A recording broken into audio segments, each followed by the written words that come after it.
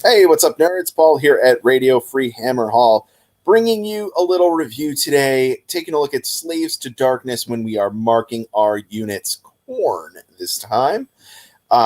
Getting a little blood for the blood god. So without further ado, let's get over to the rules.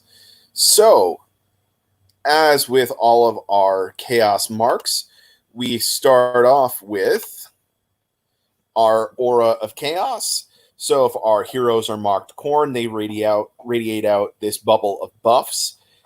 From your heroes in general, you get a 12-inch bubble wholly within 12 inches of that hero. Reroll ones to hit for attacks with melee weapons.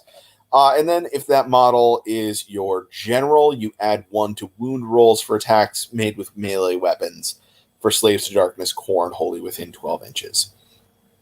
So this is giving you generally what you think of as Khorne. It's more aggressive. It's getting better hit and wound rolls. Very flavorful to what Khorne does. Up next, we have our battalion, the blood-marked Warband. So you need 1 Mortal Slaves to Darkness hero and 8 Mortal Slaves to Darkness Khorne units. And if a hero from this battalion slays any enemy models, note not, wipes out a unit, not kills a hero, not kills a monster, any enemy model in the combat phase, you can pick 1 unit from the same battalion wholly within 12 inches of that hero and add 1 to the attack's characteristic of that unit's melee weapons until your next hero phase. The same benefit, our unit cannot benefit from this ability more than once per battle round. This is real good, especially considering that one of your hero options for Mortal Slaves to Darkness is your Chaos Lord on Karkadrak for your cheaper option. And also available within this is Archeon. He's definitely going to be killing some things. So you have some other decent melee options as well. The Chaos Lord on Demonic Mount is also pretty good. All you need to do is slay 1 model. So just charge that hero in with your unit of choice near them. Just have them go into combat first and hopefully pop at least 1 model, usually not too difficult, and get that nice big aura buff of +1 attack to one of your friendly Khorne Slaves to Darkness units within 12 inches. So that, I think, is actually a really good ability. That's a good battalion. I definitely like that a lot. Up next is our Demon Prince.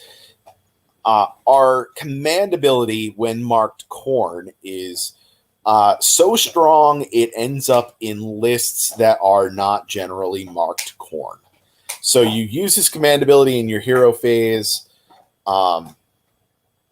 If you do so until your next hero phase, run and charge rules are halved for enemy units within, not wholly within 18 inches of this model. You cannot use this command ability more than once per turn.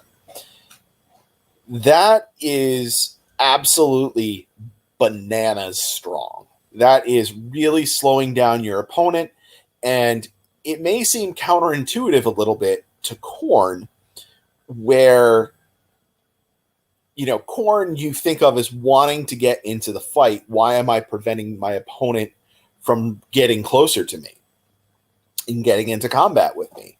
And the answer is that this helps you pick your battles. This is a strategic piece that you can use to say, I'm only going to fight you when I want to. Not all the time, not on your schedule. It's on my schedule when we actually get into combats. An 18-inch bubble that is within and not wholly within is absolutely massive. That's a bubble more than 36 inches across. It's huge. And a lot of enemy models are going to get caught up in this. As I said, people are playing this, a Khorne Demon Prince in a Slaves to Darkness army that isn't even, otherwise marked Khorne. It's just that good. All right. And then for our Chaos War Shrine, our Favor of Khorne is a prayer that goes off on a 3-up. You can reroll charge units for the selected unit in your hero phase. In addition, you can reroll hit rolls for attacks made with melee weapons until your next hero phase. The reroll charges, I think, is not that valuable. And if you're really going after the reroll hits, you might want to just go with Favor of Chaos, the undivided one that gives you reroll hits and wounds until your next hero phase. Definitely really strong there. I apologize for any noise in the background. My dog is hanging out with me and chewing on toys. So hopefully not too many gnawing sounds coming through the microphone. But that said, this is still a very Khorne sort of ability. And one last thing I just wanted to touch on is that you also have the Blood Secretor available to you as an ally. And this guy is absolutely fantastic. He's a staple in Bloodbound or Blades of Khorne armies, specifically because he buffs all Khorne, not just Bloodbound or demons. It's all Khorne. So all of your Khorne-marked Slaves to Darkness guys are also going to get the benefit from this.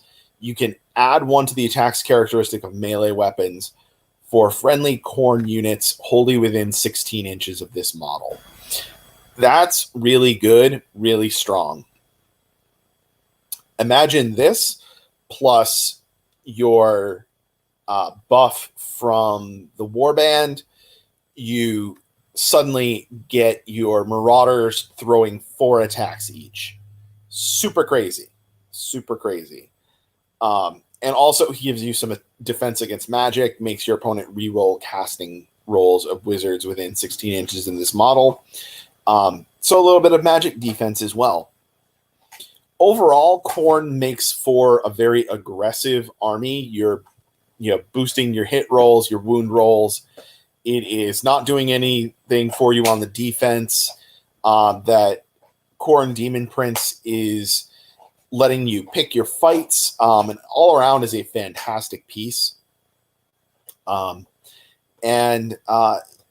Allying in a Blood Secretor, and there's a couple of more options in Khorne as well to boost up your speed. But certainly the Blood Secretor is very high on that list.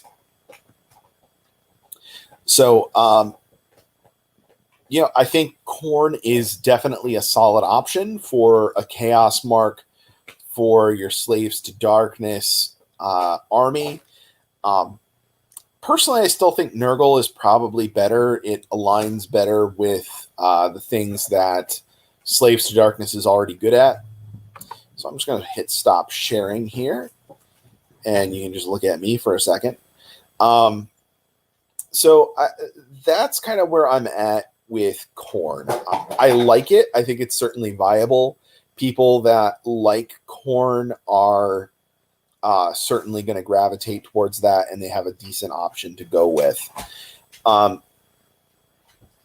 Just as sort of an aside, thinking about this in relation to how it might fit into Blades of Khorne, because naturally you can take all of your Khorne-marked Slaves to Darkness units in a Khorne Bloodbound army. And unfortunately, the answer is kind of like, why? Why would you do that? A lot of Khorne has better versions of the Slaves to Darkness stuff, or at least more synergistic versions of the Slaves to Darkness stuff. And it really, makes you ask the question, like, why am I doing this? Why would you be doing that? A lot of Slaves to Darkness can be a good launching pad to get into the other Chaos Gods, but Khorne in particular, I don't think that does that great of a job. By the time you're done, building out into a Blades of Khorne army, then you're pretty much going to have no Slaves to Darkness units left in it. Anyway, I think that's about it that I've got for Khorne on Slaves to Darkness. If you have any more questions, leave them down in the comments below, and I'll talk to you all later.